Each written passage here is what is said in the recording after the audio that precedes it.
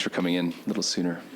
Okay, we'll reconvene the Standing Committee on Public Accounts. We have the Water Security Agency with us here this morning and relevant chapters for consideration. I think we're going to bundle the first few together for consideration. We'll focus then on the other chapters separately. I think Chapter 12 is the only one with new recommendations.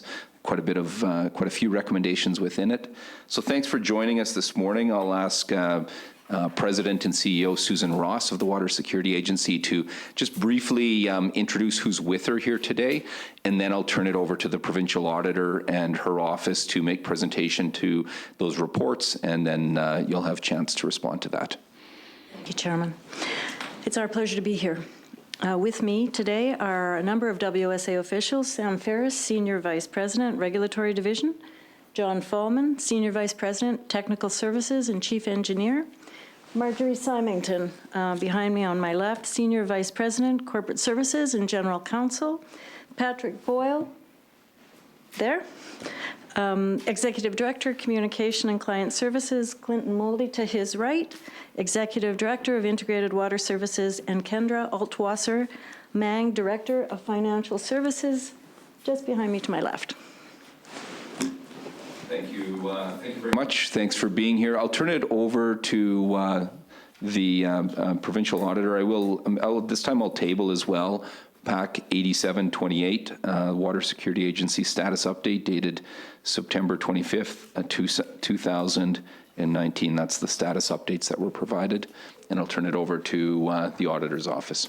Thank you very much, Chair, Deputy Chair, members, and officials. I'll just quickly introduce who's with me this morning. Mr. Kelly Dice. Kelly leads the work that includes the Water Security Agency, and behind is Ms. Jennifer Robertson. Jennifer led the work that's on the agenda this morning, and Ms. Kim Lowe is our committee liaison.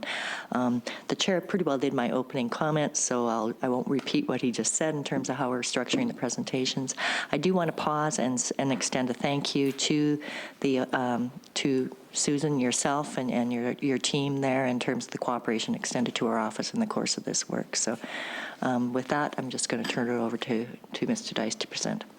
Thank you, Judy. This part of the presentation will cover 3 chapters that relate to our 2016, 2017, and 2018 annual integrated audits of the Water Security Agency. And that's Chapter 22 of the 2016 report, Volume 2, Chapter 18 of our 2017 report, Volume 2, and Chapter 19 of our 2018 report, Volume 2. These chapters contain no new recommendations. On March 31st, 2016, 2017, and 2018, the Water Security Agency had effective financial-related controls and complied with financial-related authorities other than having a complete and tested business continuity plan. On March 31st, 2018, the agency continued not to have a complete and tested plan. Without a complete and tested plan, it is at risk of its IT systems and data not being available. And that's our presentation. Thanks for the presentation. I'll open it up if you care to offer some brief remarks to those chapters, and then we'll open it up to questions. I have prepared remarks to address all the chapters. May I do that, or do you just want me to simply deal with the... We'd prefer you focus on if you're able to break them down to the chapters that have been presented. Thank you. I'll just locate it. What page am I on, guys?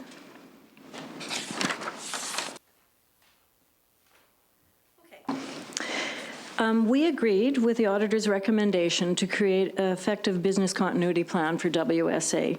We have 16 physical offices that can function to varying extents if we lose operational capacity in one of our offices. However, if there's a data breach or loss affecting our electronic data systems in our Moose Jaw head office, it would be difficult to maintain service capacity for our multiple offices. Now, to mitigate the risk, we moved our email to a Canadian cloud location and intend to move other electronic data to the cloud as well. We weren't able to do that 2 years ago when there was no Canadian location. We wouldn't move our data to the United States. In the meantime, all of our data is backed up to tape, and the tapes are stored off-site. If backup tapes are required, the maximum loss of data could be up to 11 days, though, so that is an issue. We've now issued a request for proposal for the design and development of a disaster recovery plan, which is recognized as the first step in a business continuity plan. Would you like to respond? Not unless there are questions. Oh, okay. Thank you very much. I'll open it up for questions. Ms. Mowat. Thank you very much. So I want to thank Ms. Ross and the officials for being here today as well, and being available to answer some questions.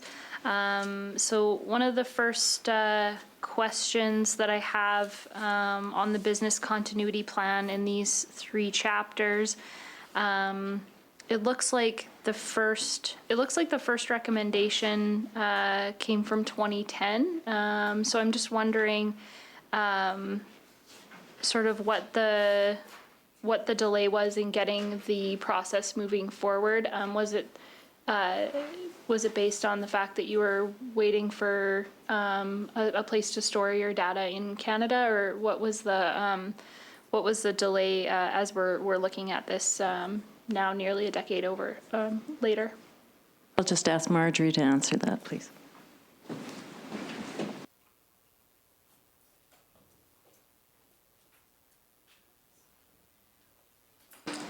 We had started with the plan, but technology has changed a lot, as you probably are aware.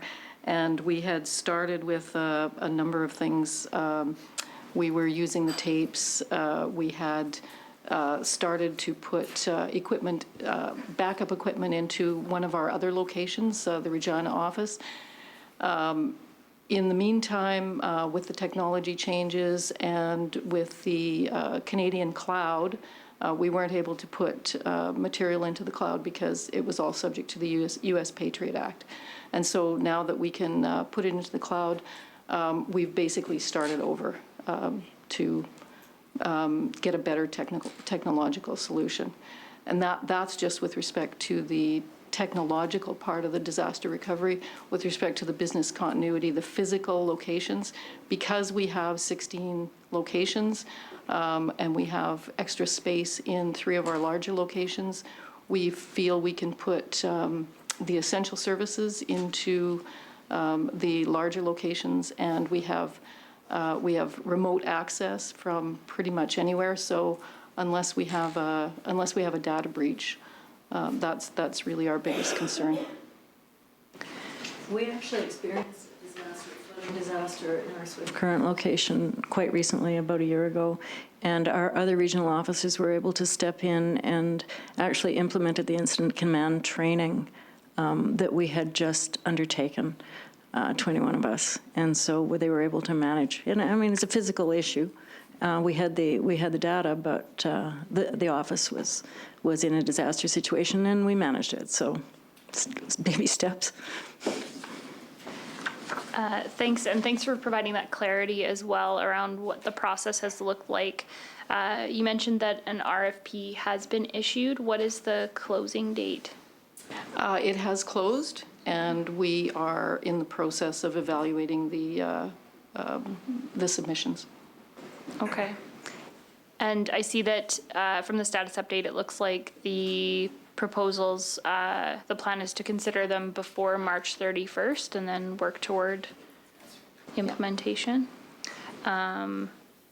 Just in terms of the amount of time between now and March 31st, what needs to happen in that consideration process before you can go ahead with one of the vendors? What needs to happen? Well, the proposals themselves have to be evaluated, and then we will have to figure out what solution is going to work for us, and then the consultant will have to interview each one of the heads of the various units and come up with a solution that's going to work for the whole organization. Okay. That concludes my questions on these chapters, Mr. Chair. Are there questions from other committee members? Mr. Lawson? Mr. Fias, no, you're good. Thank you. No, good. We'll, there's no new recommendations in these chapters, so I'll welcome a motion to conclude consideration of chapters 22, 18, and 19 from the reports 2016, 17, 18, respectively. I will then. Ms. Lambert, all agreed? That's carried. We'll move along now and focus our attention on the 2018 report, Volume 1, Chapter 12, and I'll turn it over to the Provincial Auditor's Office. Chapter 12 in our 2018 report, Volume 1, starting on page 179, reports the results of our 2017 audit of the agency's processes to regulate the drainage of water on agricultural lands in the geographic areas assigned to the Yorkton and Weyburn regional offices. At December 2017, the agency was in the early stages of implementing its new strategy for regulating the drainage of agricultural land. The strategy reflected a significant change in the regulation of drainage of water in Saskatchewan. It required a shift from reviewing drainage as homeowners' right to considering the broader implications of drainage and water flows.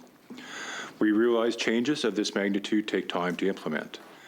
With this context in mind, we found the agency's processes were effective to regulate the drainage of water on agricultural lands in the geographic areas assigned to the Yorkton and Weyburn regional offices, except for the areas reflected in our 11 recommendations. On page 186, we recommended that the agency approve finalized policies related to its regulation of drainage of water on agricultural lands. The agency had draft policies and developed a compliance framework to support the new agriculture water management strategy, but had not approved and or implemented many of them. Of the 16 policies we examined, 8 were draft and not approved at February 2018. Not having approved and or implemented policies and a compliance strategy increases the risk of not having a consistent or clear direction. The importance of clear direction and prioritization increases when the agency is going through a significant organizational directional change. On page 189, we make 2 recommendations. We recommended that the agency require documentation of all aspects of watershed risk before approving applications for drainage works. We also recommended that the agency formalize a process to periodically reassess watersheds in the province for risk of flooding. While the agency has developed a risk assessment framework for identifying higher risk drainage works, it had not clearly defined key aspects of risk of the framework or approved it. Our testing of 30 drainage approval files found the agency often considered only the local impact of the proposed drainage works when assessing drainage approval applications. While staff may have considered watershed scale impacts, they did not document this consideration. It is important for the agency to consider all aspects of risk and documentation it considers, both local and watershed scale, before approving proposed drainage works. Lack of such consideration may result in the agency approving proposed drainage that it should not. This could result in more water going to a receiving body of water that it can handle. We also found the agency doesn't have a format process to update its watershed vulnerability map for key circumstances that affect water flow and levels. The watershed vulnerability map was last updated in April 2018. This map is not only used to assess risk of drainage works seeking approval, but the agency also uses it to assign its limited resources to high and extremely risk areas.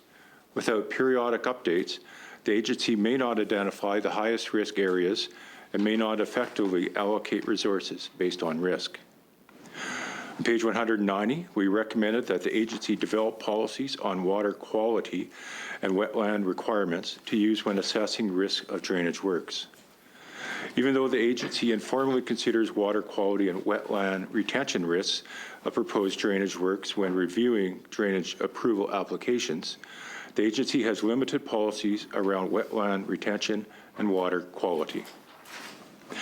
By not having processes on wetland retention and water quality, the agency increases the risk that staff may not adequately consider these aspects and approve drainage works that may negatively impact water quality and may reduce wetlands. On page 191, we recommended that the agency publish expected timeframes to resolve requests for assistance on unapproved drainage works. The agency had not set out clear expected timeframes for resolving requests for assistance, even after the Ombudsman of Saskatchewan made recommendations in 2016 on the agency's old complaint system. For example, setting expected timeframes for resolving complaints. Of the 32 requests of assistance files we tested, 13 files had requests for assistance that had been outstanding for greater than 20 months. The longest outstanding file we tested had been in progress for 4 years. Without clear, documented timeframes for resolution of requests for assistance, staff may not complete work to resolve requests for assistance timely, which could increase the result of further damage to neighboring farmland and downstream. On page 192, we recommended that agency staff consistently follow established processes to document risk assessments when reviewing applications for drainage works. The agency has a well-defined process for its staff to assess the downstream local impact of a drainage works prior to approving a drainage approval application. However, documentation of the assessment was lacking or not always complete. In 11 of the 30 drainage approval applications we tested, we found that not all regional offices were using the technical review checklist template to complete their assessment of risk. We also found that documentation of how staff arrived at the risk level assessed was lacking. On page 193, we recommended that the agency consistently follow established processes when assessing requests for assistance on unapproved drainage works. The agency has established policies and clear processes to handle requests for assistance, but staff are not always completing the steps outlined in these policies. In 8 of the 32 requests for assistance files tested, we found files did not have support to show staff reviewed the validity of the requests.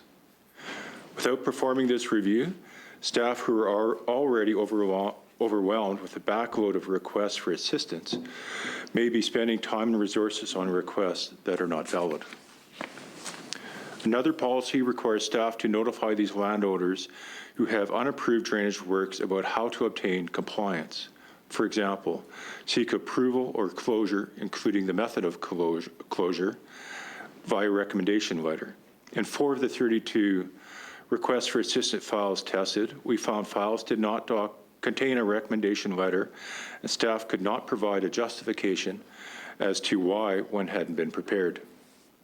Agency staff must also verify adequate closure of drainage once the landowner has finished. Our testing found that agency staff had not completed closure inspections as expected for 5 requests for assistance files examined.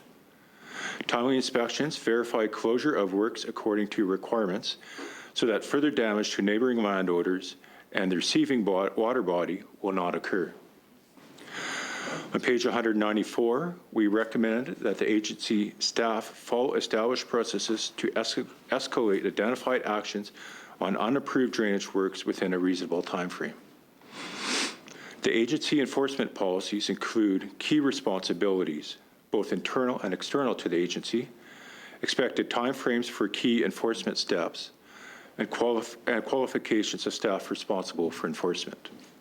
During our testing, we found that one file had an order issued in June 2016 with a draft compliance plan in place in December 2017. We expected, based on agency's draft policies, drafting and finalization of compliance plans to occur at the same time as the order issuance. Not taking timely enforcement action on unapproved drainage works increases the risk of landowners not achieving compliance or not changing the culture. In addition, further damage may occur to surrounding landowners and receiving water bodies if resolution does not occur timely. On page 195, we make 2 recommendations. We recommended the agency develop a prioritization plan to identify and bring unapproved high-risk drainage works into compliance. We also recommended that the agency periodically report to senior management on actions taken to address non-compliance of unapproved drainage works. While the agency's policies and the 2016-17 work plan reflects a focus on bringing high-risk unapproved drainage works into compliance, the agency had not set out by when it expected all high-risk drainage works to be in compliance or closed. Leaving unapproved drainage works in high-risk areas increases the risk of flooding of neighborhood farmland and the receiving water body, water quality issues in the receiving water body, and loss of wetlands. The agency routinely reports activity-based information to senior management. For example, the number of approvals to operate issued by region, number of requests for assistance received, but does not provide written reports on whether regional offices are meeting targets set out in the annual work plans, analysis on enforcement activities related to high-risk basins, or the number of unapproved drainage works brought to compliance in high-risk basins by location. Such reporting would allow senior management to assess the effectiveness of enforcement actions taken and help them make resource allocation decisions. On page 196, we recommended the agency report to the public on its regulation of the drainage of water on agricultural lands. The agency provided some reporting on its new strategy in its annual report, but the information was very general. We expected the agency to provide statistics to the public on the number of drainage approval applications received and approved, the number of requests for assistance received and resolved, the average time of bringing drainage works into compliance. Improved reporting would help senior management determine if its strategies and staff actions were focused in priority areas, as it expected. Improved reporting to the public would help landowners and the public understand the importance of new strategy and the agency's progress in implementing its new strategy. And that concludes our presentation. Thanks for the presentation, the focus of the report and the recommendations. There's a lot there. There's lots to this report. Would you care to provide a response to these this chapter right now, and then we'll open it up for questions? Yes, please. Great. Thank you. Thank you very much. WSA worked extensively with the auditors team in 2017 while reviewing the then, as you say, relatively new agricultural water management strategy. The audit covered the early stages, as you say, of the development of the strategy, and based on the timing, it was very helpful to WSA in bettering the overall program. I think people appreciate that drainage in Saskatchewan is very complex and with diverse stakeholders with strong and often conflicting opinions, and clarity and transparency are essential. It was clear to WSA as the provincial water manager that it was important that the auditor understand the complexity of the history, the current circumstances, and the challenges, and we appreciate the time the auditor took in doing that. An essential element in creating the strategy is finding the right balance between the needs of the agricultural sector and the environmental considerations. Saskatchewan has half of Canada's arable acres, which is more than Alberta and Manitoba combined. And we have a higher proportion of undeveloped lands. We are unique compared to other jurisdictions. Among other things, the scale is unique here. Again, the auditor's recommendations were made early in the development of the strategy, which, as we know, is attempting to resolve a problem of 100 years in the making. And that problem was brought to a head by a series of very wet years starting in 2010. WSA agreed with all of the auditor's recommendations, and we were, in fact, beginning to implement them at the time they were made. They were also apparent to us.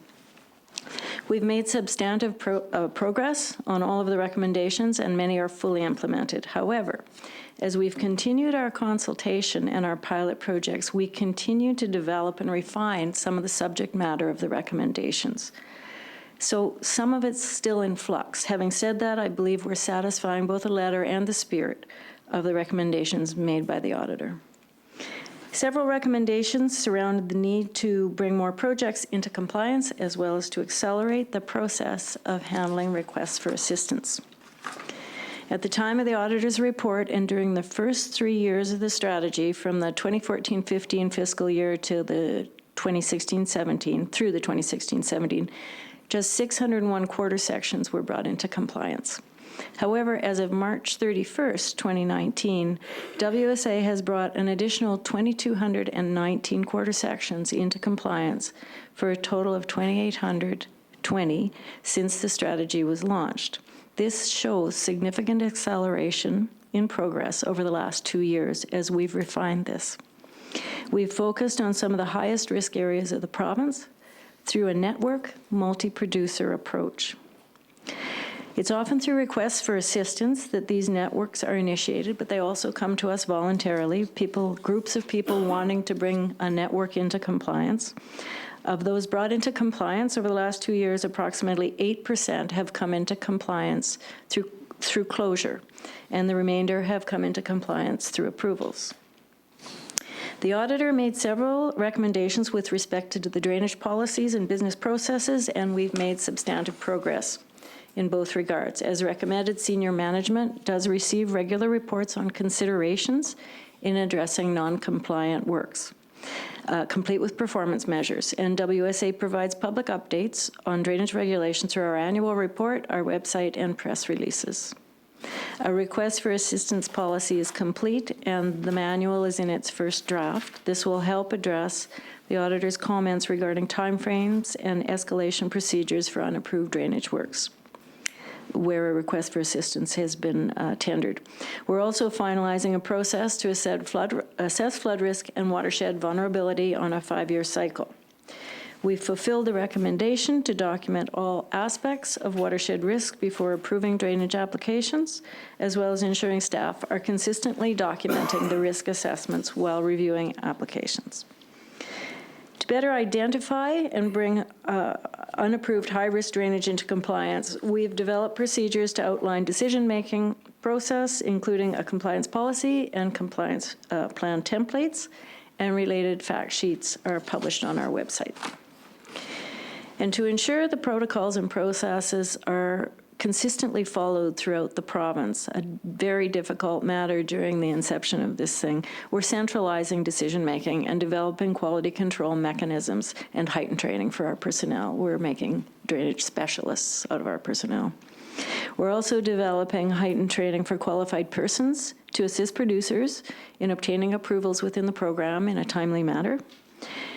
The strategy requires a paradigm shift in thinking, and it'll take time before it's completely developed and understood. There's no doubt about it. Consultation occurred over a 2-year period through an advisory committee, but in the last few months, we've engaged in heightened and direct consultation with all interest groups, and we continue to consult. The ongoing consultation has resulted in refinement and further development of the documented policies and procedures, and we intend now to proceed with further pilots, concurrently beginning to implement, but also ground testing our thinking to make sure it works. We appreciate the input of the auditor in helping ensure our plans and activities were robust and well developed, and taking the time to understand this. Thank you. Thanks for the presentation and the time here today and the work on these important fronts. I'll open it up for questions. Ms. Mowat. Thank you, and thank you for the detailed verbal report as well just now on what actions have been taken and what you're planning to do as you continue toward implementation. A couple of follow-up questions. From what you just presented, you mentioned that sort of this is an ongoing process of refinement. Can you provide a couple of examples of areas that you you have had to refine and continue to develop recently? Okay. One of the things that has happened is we've gone out to environmental groups, government agencies, and agriculture producer groups, and just described to them what it is we're trying to achieve and why and what the stakes are. And sometimes the reaction is, it starts out being very skeptical, And then by the end of it, people start to think about ways to make it happen. And so, for instance, we're thinking right now of expanding the mitigation policy in terms of wetland retention to include some upland acres. We're trying to figure out ways to make this thing actually work for both the agricultural community and the sustainability of the environment. And the more we have consulted, the more ideas we've gotten. So this is one of the ideas, is to use upland acres in addition to wetland acres and broaden our idea about what is mitigation and what isn't mitigation. That's one. Sam? On the other hand, On the other hand, we've updated some of our pre-existing policies and protocols that deal with drainage overall. One example being the term length of drainage approval policy has been updated to help advance longer-term approvals for farmers that's engaged. One of the other things that we've worked on recently, and we will be working on more in the future, is enhancing educational efforts for both farmers and qualified persons, which integrates not only drainage-related aspects, but also climate change-related aspects. And so this is known as the BRACE program, Building Resilience and Expertise Climate Change type activities. And so those are another couple of ideas that we're trying to integrate into our overall drainage ag water management programming. And if I could say, I think one of the biggest changes that has occurred over the evolution of this policy, and since the auditor was involved, is really beyond past that for the most part, is that we're working, our unit of regulatory activity is now in networks as opposed to single quarter sections. When we first went out onto the landscape to try to understand how we could solve 100 years of non-regulation, we thought we were going to do it on a quarter section by quarter section basis, and it doesn't work at all because what's happened is over decades these things have evolved in large networks, and so that you can't really deal with a quarter section without dealing. You can't, if someone is complained against or an RFA is filed against them, you can't just go to the quarter section upstream of them and close those works, because there are 5 people draining onto that person. And so you finally end up finding a network of drainage. And then what you need to do is you need to bring the whole community together to solve the problem. And it can be done because we're doing it. And I think the first one we did successfully was in 2017. And following that one, we've refined how we're managing this, and it just takes a long time. That's all. And you mentioned pilots that you're looking into the future on. Can you provide us with a little bit of detail? Well, we decided to go into some parts of the province where people are really unhappy with what we're doing and try to share the information and educate and make it less scary and find solutions and see how this looks on the ground, because I think there's more heat than light out there on what we're trying to do. And we think that if we go into some difficult areas on a reasonably small basis, like maybe 20 quarter sections, as opposed to one we're working on right now is 160 quarter sections. But if we go to a smaller area and examine how this looks on the ground and what the implications are for everything, for the environment, for the producers, then we can we want to ground truth it and all at the same time convince or try to convince people, if it's appropriate, that this is going to be okay. It's going to work. In your estimation, how is success going to be measured? So you've talked about the number of quarter sections you've brought into compliance. Is it also about like less complaints coming forward, or what does success look like when you talk about folks getting on board with the new strategy? Well, I think it's all of those things. I think it's bringing people into compliance. It's going to take a long time. There's a lot of province here. It's bringing them into compliance in a way that mitigates downstream impacts.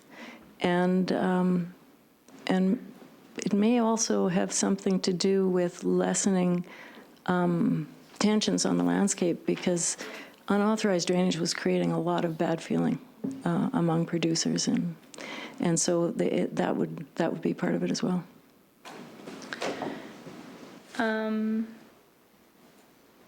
I was going to ask as well if there is any mechanism in place to provide feedback. So you've mentioned a lot of, I'm assuming, formal consultations that have taken place.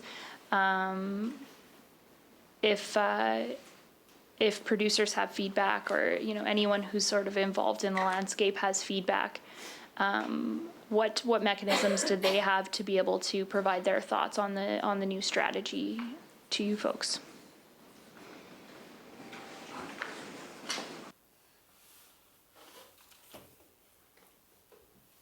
Ask Clinton to address this.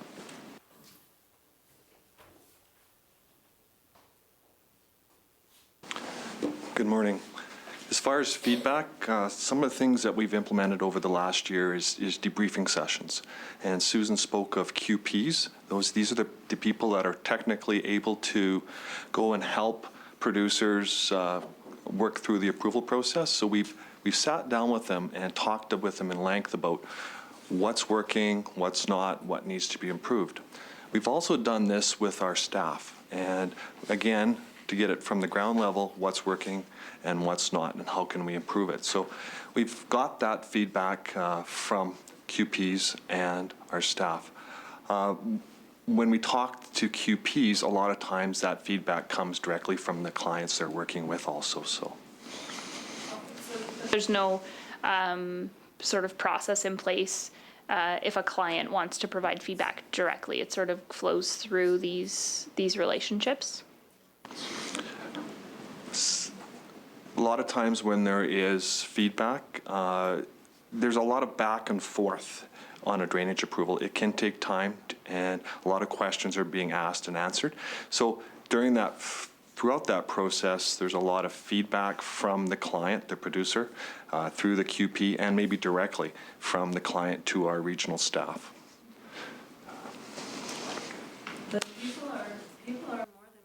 To contact us. I mean, all you have to do, really, you can contact any of the regional offices, or maybe even the Regina office is the place, or Moose Jaw, and speak to somebody involved with ag water management.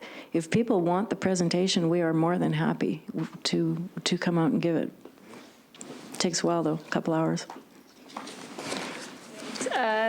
In terms of the qualified persons, so you've mentioned them a few times. I see that there were 21 qualified persons in 2017.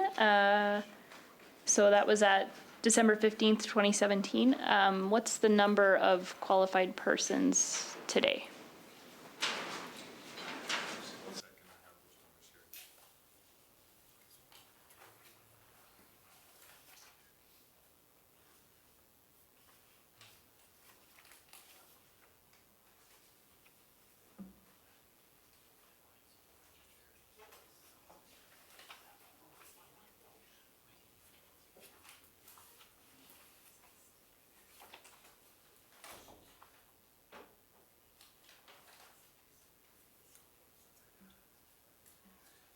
I'm just trying to remember more of the details, but we have about 286 people that have gone through our QP training, and I believe it's been about 14 workshops that we've held, 13 workshops that we held. Our 14th is coming at the end of this month.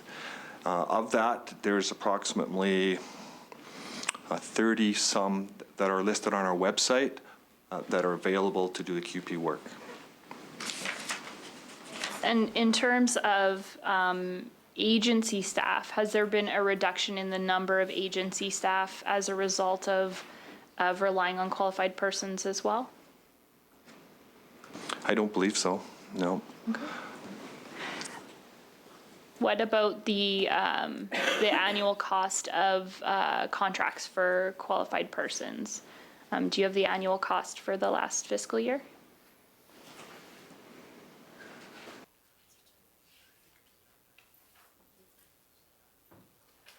Not right now, but we can provide that.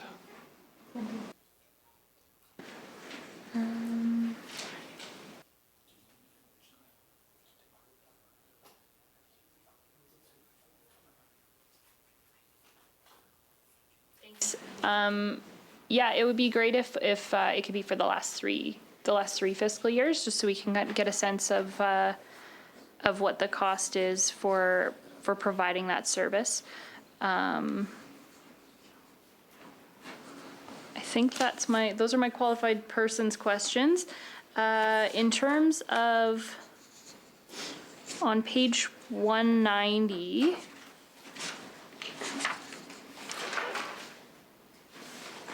Under request for assistance resolution timeframes not clearly documented. So the provincial auditor talks about the fact that of the 32 requests for assistance files we tested, 13 files had requests for assistance that had been outstanding for greater than 20 months. The longest outstanding file we tested had been in progress for 4 years. I'm just wondering if you can speak to some of the challenges behind dealing with files in a timely manner. Thank you. The request for assistance process is one of those things that we have developed as we've proceeded, as we've learned. So there's sort of two kinds of ways to deal with a request for assistance. One is through, if it's a simple matter, it really should be documented and done within our timeframes, which is like, I think, 30 days until you either get the thing in compliance, meaning you have to get land control from the person that you're putting water on, or you close the works. So that's a very, very simple situation. However, and we will always act on a request for assistance. We will always do it, but it won't necessarily always be the same. This is one of the things we learned as we went, is that this situation where someone files a request for assistance, and so you can say to the upstream landowner, close the works or get into compliance, but then you really need to address the upstream landowners. Again, I'm going back to the five people draining on the person complained against, and the next, and the next. So what you have to do is you have to get the whole network, whether it's 20 or 100 quarter sections, into compliance really at the same time. So just going into the middle of the network and closing one set of works doesn't work. So we learned that. You have to learn.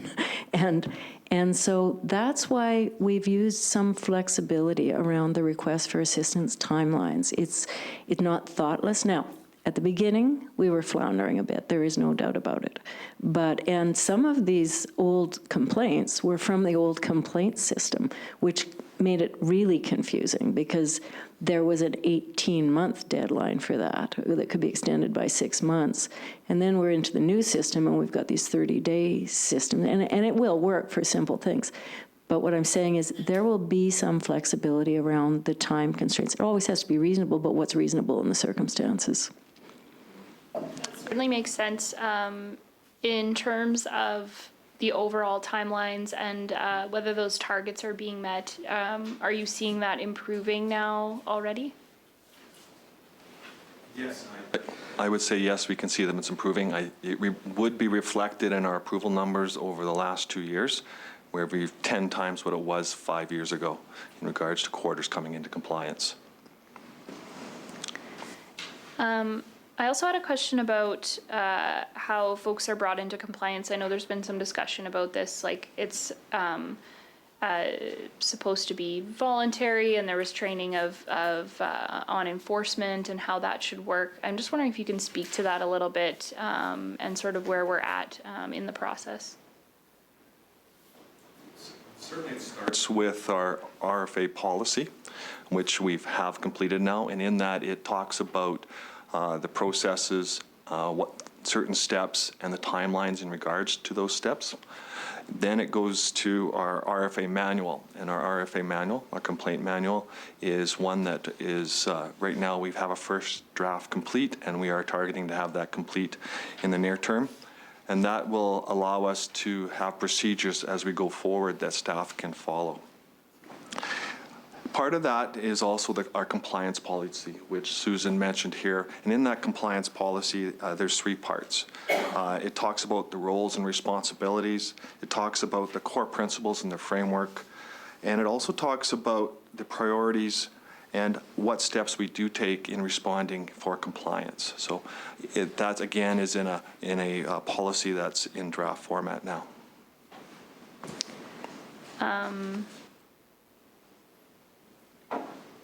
And presumably the staff that are going out and the qualified persons are all, like, they're all aware of the draft policy at this point, or like what are they operating under in the meantime?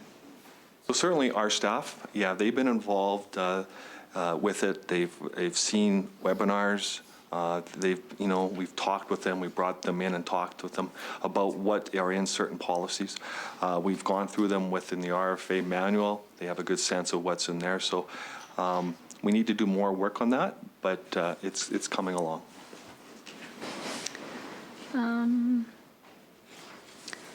When we're talking about recommendation number 3, I'm just looking at my status update now.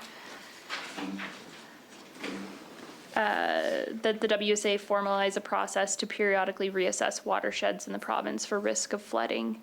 It says under the timeline for implementation, completed review of watershed flooding risk by 2019. I'm wondering if you can elaborate on this work a little bit.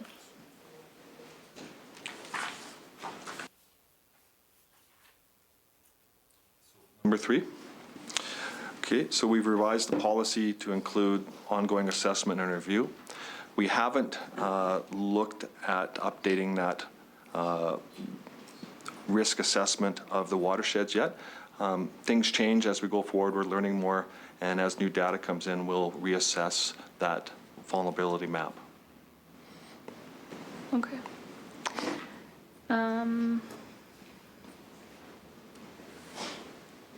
But the plan is the plan is that work will be done by December 2019, or am I maybe not following? That's what our forecast is, yes. Okay. Thank you very much. I have no further questions, Mr. Chair. Good questions, and again, there's lots to this. This is, incredibly important work, and some of the most contentious,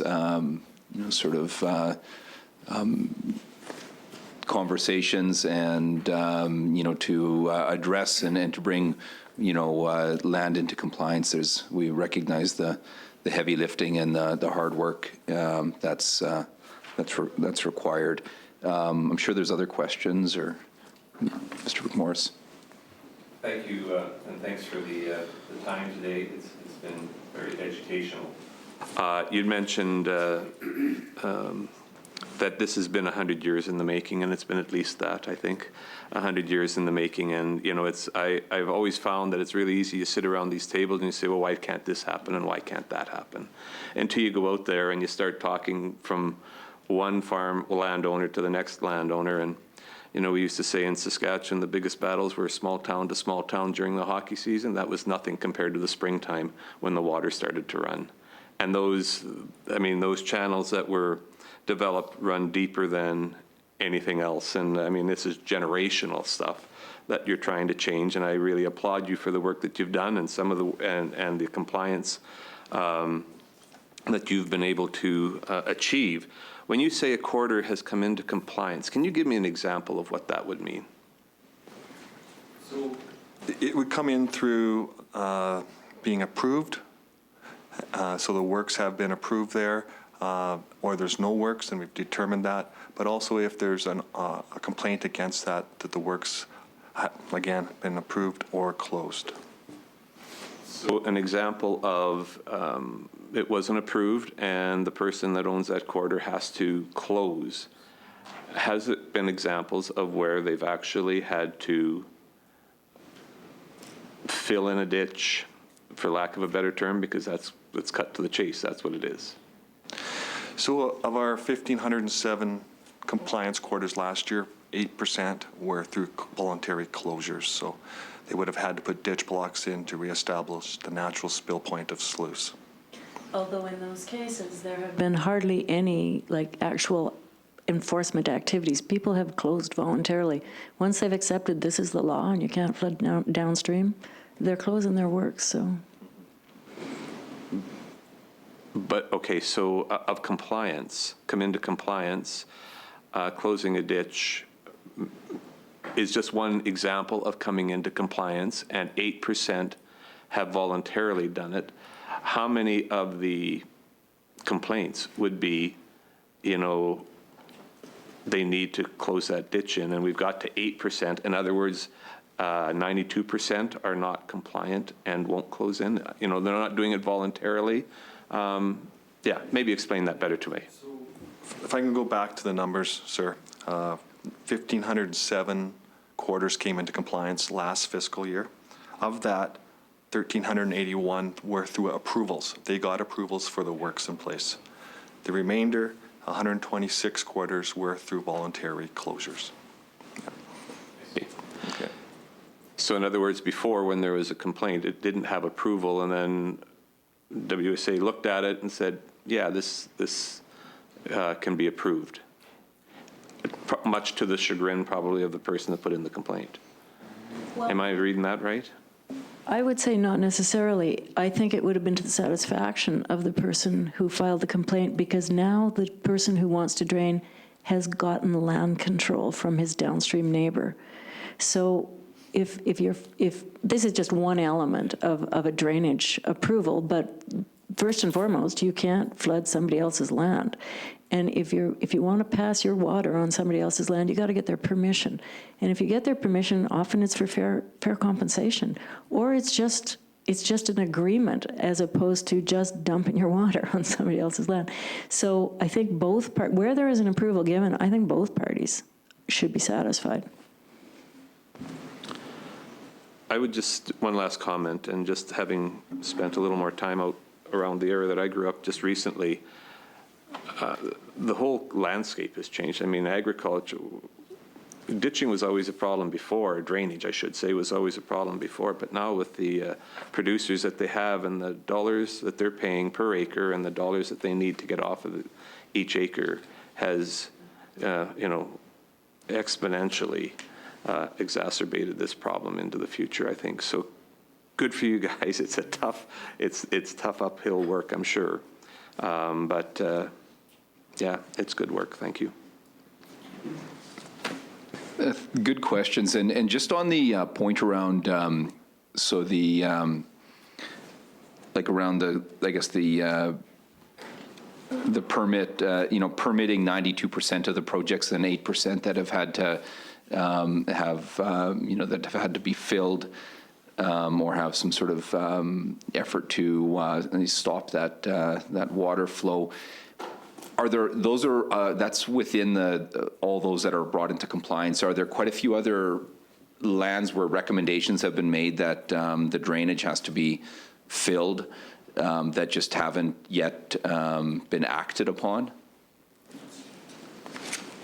Certainly there's some outstanding RFAs, and part of that process is that when we have that complaint, we go out and look to determine if there's works in place. And if there's works in place, are they approved? And if they're not approved, then we say to the landowner, we'll give you a certain amount of time to come into approval. We want the landowner to come into approval. We don't want to have to close the works. But as time goes on, a month or so, if he cannot get land control downstream, that permission to drain water across his downstream neighbors, then the other option would be consolidate the water onto your own land, or you would close your works. Yeah. And just as far as, so the, you've referenced the 2,000 and some quarter sections that have been brought into compliance, and how that's, how that's exponential growth to that permitting. How many, how do you account for, like, how many quarter sections right now are in question? It's, you're not permitting, you're not aiming to permit every quarter section out there, correct? It's ones that there's been drainage, outstanding RFAs. What's our total our total number of quarter sections on that front?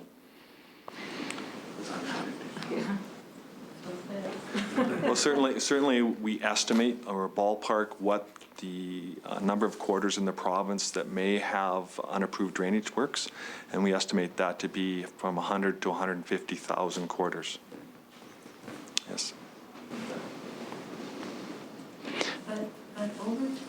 You know, as people start to understand and accept that this is the law, voluntary compliance is always 80% of following the law. I mean, most people comply voluntarily. Well, thank you very much for Ms. Lambert. I believe you have a. Yeah, I was interested in that as well, with the 2,820 that you had mentioned, quarter sections coming into compliance under the new strategy, and now you've mentioned how many we have outstanding. How does that relate to, you had also mentioned since 2010, hundreds of complaints. So is this based on those hundreds of complaints that you've come to this estimate of the quarters outstanding? No. So certainly after large runoff events, we do have more RFAs that we need to deal with, and we are working through them as we go. What we're finding is in some areas there are a large number of drainage complaints, and so these where we actually go out and are more proactive in addressing that network. And so it's a proactive network. So there are a number around the province where we actually go in and try to resolve the complaint history or a flooding history in that area.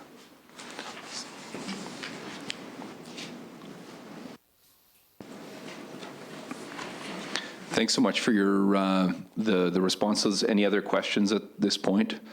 Really a lot of important work here, so thanks for the attention to it. I guess we'll deal with these recommendations, and I think it's been noted that that there's progress on recommendations 1, 3, 4, 5, 7, 8, 9. Ms. Lambert, would you care to make a motion to that effect? Concur with the recommendations on numbers 1, 3, 4, 5, 7, 8, 9, and no progress towards compliance. Agreed? Agreed. That's carried. Would someone care to bring a motion forward with respect to noting compliance for those recommendations where implementation's been expressed? I think that's 2, 6, 10, and 11. Mr. Olawson's ready to go here. He makes that motion. All agreed? Okay, that's carried. We'll conclude consideration of Chapter 12, and we'll move along to the 2019 report, Volume 1, Chapter 43. Chapter 43, 2019 report, Volume 1, starting on page 363, reports the results of our second follow-up of 2 recommendations made in our 2014 audit of the agency's processes to coordinate flood mitigation. By early April 2019, the agency had implemented both recommendations made in our 2014 audit. The agency made the following improvement. It appropriately updated its record of communities with an ongoing risk of damage from floods, and it evaluated gaps in flood mitigation initiatives for the communities with an ongoing risk of damage of floods. Coordinating flood mitigation activities in communities that are continually at risk of flooding can prevent or reduce flood damage, which can reduce impacts on the health and safety of residents and reduce costs to government for disaster assistance. That concludes our overview. Thanks for the presentation and the work. Any responses to that? Otherwise, I'll open it up for questions. Thank you, Mr. Chair. Appreciate the auditor's review. We continue in the work related to flooding, floodplain mapping, for example. I think previously it was noted in 2017 that there was 75 communities that were identified as being flood prone. Earlier this year, it was noted that the number had increased to 98, and we're currently sitting at 117 communities that are subject to flooding. And right now, we've initiated work related to floodplain mapping. The plan is to have floodplain maps completed by March 31st, 2020, for 20 of those communities within the province. You may have heard some time back, we have a budget of $500,000 to commit to that work, and we received some share funding from the federal government to help with this work. We continue with it. It looks at collecting LiDAR, so light-based topographic mapping work is undertaken, and we're presently in the process through a contractor to complete the floodplain maps for these communities, these 20 communities mentioned. There is no cost to the communities. That's where we're at right now. Thank you. Committee members, questions? Ms. Mowat? Thank you, and thanks for providing that update as well. On page 363, in the introduction, or in the main points, I should say, before the introduction, it says management indicated it planned to complete its assessment of the remaining 12 communities during 2019. And so I'm just wondering if this was accomplished. I don't have the recommendations in front of me at this time, but it's my understanding that through that reevaluation and going from 75 to 98, that we looked at those 23 communities. There was some that came off the original larger listing of over 100 and some that have been added to the listing. But we can certainly get back to you with an answer on that if you like. Okay, thanks. Yeah, and I'm not seeing the 23 communities either. We're on chapter 43, right? Okay, I just want to make sure I'm in the right place. So it said, we found that the agency determined 98 communities had ongoing flood risks. It further assessed these risks and evaluated where additional flood mitigation activities would be beneficial for the 98 communities. As of April 2019, the agency evaluated 86 of the 98 communities. Management indicated that it planned to complete its assessment of the remaining 12 communities during 2019. So since April 2019, that was the question that I had. So just in case that was unclear. I think the answer to that is yes, we have. Fair enough. And in fact, you've added to that by stating that the number has now grown from 98 communities to 117 that are subject to flooding. Okay, thank you. Okay, we're all on the same page now. In terms of community uptake for the flood damage reduction program, so at the end of the chapter, page 366, it says during 2018, 16 communities applied to participate in the flood damage reduction program. The agency assisted these communities by evaluating flood risks and actions to help reduce the risk of damage from floods. The additional communities that you have mentioned that were determined to have ongoing flood risks are these new communities that you have discovered, or are these communities that have come forward to you and volunteered to participate in the program, or how does it work? I think for the most part it's communities that we've undertaken work to assess flooding potentials. The material I have here with me today would suggest that that's quite often in and around resort communities, close to lakes and whatnot, so obvious locations. Thanks. So the program, the flood damage reduction funding program, says it was created in 2018 to provide funding to encourage municipalities to seek detailed flood risk assessments. So at this time, there were 16. Do you know if there are more that have come forward to participate in the program voluntarily without prompting? There have been a number that have come forward this fiscal year. So there's three programs at work here. There's the Emergency Flood Damage Reduction Program / Flood Damage Reduction Program. This year, we received $1 million budget for that combined program. What we do is that if there's floods that arise in the spring of the year, effective April 1st, and we roll that EFDRP, Emergency Flood Damage Reduction Program, out until the end of July.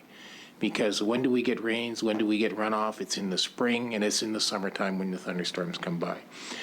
Any money that's left over from the Emergency Flood Damage Reduction Program that's not used in those first 4 months of the year is converted and used for the Flood Damage Reduction Program, which provides a 20 to 30 to 1 benefit over spending money to address flooding on an emergency basis versus flooding preventative proactive measures. It seems to me, just from recall, that, and these are forecast figures, that we have spent $87,000, give or take a couple of hundred, for the Emergency Flood Damage Reduction Program as a forecasted expenditure for this year. It should be pretty close because we're in September now. That part of it ended in end of July. And I think we're up to about $400,000, $410,000 for FDRP work. So it talks about 4 streams here below your recommendation for this year, plus another $200,000 for engineering work to help define this stuff. So that's 2 of the 3 programs. The 117 that I mentioned was related to the floodplain mapping initiative. That's the 3rd program for which we received $500,000 this year, and which we got a matching contribution from the federal government for another $500,000. We're looking at 20 of those 117. So it's kind of spread all over the place, but we're at it. Thank you. I have no further questions, Mr. Chair.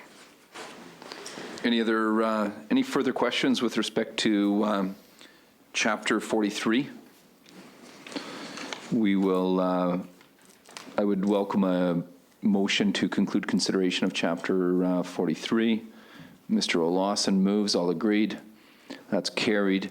And now we'll move along to Chapter 44, and I'll turn it over to our Provincial Auditor's Office. Chapter 44 in our 2019 report, Volume 1, starting on page 367, reports on the results of our 6th follow-up of 2 recommendations made in our 2005 audit of the agency's processes to ensure the safety of its 4 major dams. By March 2019, the agency had not fully addressed the 2 outstanding recommendations. The agency needs to complete testing on its emergency preparedness plan at the remaining 3 major dams, for example, the Grant Divine, the Qu'Appelle River, and the Gardner dams, and finalize its procedures manuals for the 4 major dams. Not having tested emergency preparedness plans increases the risk of plans not working as intended if an emergency were to occur, such as a dam failure. Having complete and current manuals support the safe operation of dams. That concludes our presentation. Thank you very much. Would you care to provide a response at this time? Go ahead. Yes, these 2 of the 4 of the auditor's recommendations following the 2005 audit are matters of continuous activity. And to some extent, they're always going to be in the process of implementation. I'll try to explain that.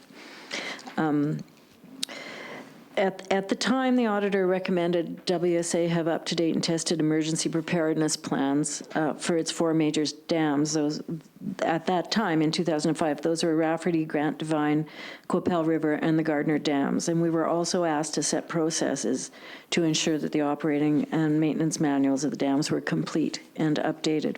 And we agreed with those recommendations, of course, and we have been in implementation on a continuous basis on our original infrastructure component. Our activity, though, has been intensified as we've taken on additional infrastructure from the federal government. WSA now owns and operates 9 major dams and 72 dams overall. We've completed the emergency preparedness plans, which I'll call EPPs, for each of the original 4 major infrastructures, and 25 of the 32 manuals for the original 49 dams are complete. We continue working toward having 30 of the manuals done by the end of this fiscal year. The manuals are fairly complex depending on what they are, but some of them require communication and consultation even internationally. So they're not something that we can just sit down and write on our own. And we are working with AAFC concurrently, so Agri-Food Canada, to advance the needed manuals for the 23 new dams. So we're working on a number of things at the same time. Everything seems to have evolved for us. The emergency preparedness plans were rolled out to relevant local governments in 2014 and 15, and updated versions on 2 of them were done in 2017. Now, continual updating of these plans is required, and updates will be completed on all 4 of the originals between 2020 and 2022. And we have a plan for testing the EPPs that will be finalized this year. We did complete 1 test exercise of the emergency preparedness plan for Rafferty Dam, and we followed the incident command protocol in January of 2018, and the results of which are informing our future work. We've also had 21 staff members, including almost all of our executive team, complete a 2-day course in incident command training. We will continue this training across the relevant parts of the organization in 2020. We have a robust 10-year rolling capital infrastructure program related to our full complement, and in 2018, we created a dam safety unit to advance work on all 9 of our major dams, and that unit will be fully staffed by March 31st, 2020. We concur with the provincial auditor that this is very high priority work for WSA, and it needs detailed, thorough, and continuous work. And that's my submission. Thanks for the work on this front and the report you've presented. I'll open it up for questions. Ms. Mowat. Thank you, and thank you for the update before we started as well.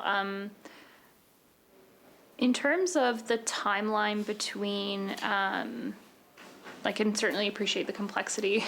In terms of the timeline between the update and the testing, can you speak to why there's a year plan between the scheduled update and the testing? Yeah, we'll start with that. So in the status update on page 19, it shows the update for Gardner Dam is expected in 2022 and the testing in 2023. Capel River 2020, 2021 for testing. So why is there a year between the update and the testing? Okay, I think I understand what you're asking now. Is why is it taking? Okay, so I guess my answer to that would be that this work is beyond the complexity involved. It's the same people doing the same work, and so this group that Susan had mentioned that we're building to do our dam safety program is also dealing with the 50% expansion in our number of dams, and plus a 70% expansion in our kilometers of conveyance channel. So our infrastructure portfolio has grown a lot. And so we're establishing this group.